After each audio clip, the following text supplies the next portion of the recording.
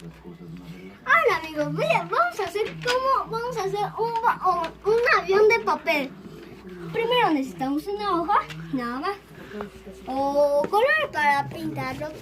Nada más que lo tienen que pintar todo, ¿no? Para que ya sea el avión, porque cuando ya está en el avión, pues se van desarmando. Luego, estas cosas que ven aquí, las pasamos a estas cosas. Pero bien que estén justo a la línea. Ahí. Así. Ahí. Y luego va el ID. Luego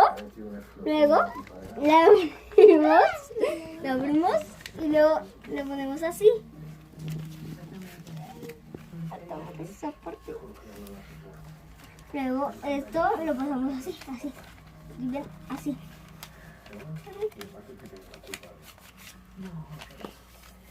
La otra va a ser lo mismo. Luego esto lo pasamos a la otra parte. Esta cosa la pasamos para acá, así.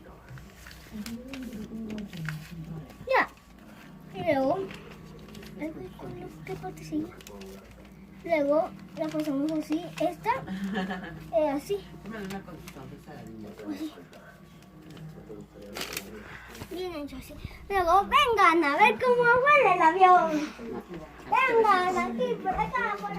Me picó. Aquí lánzalo ya. Vengan, aquí está.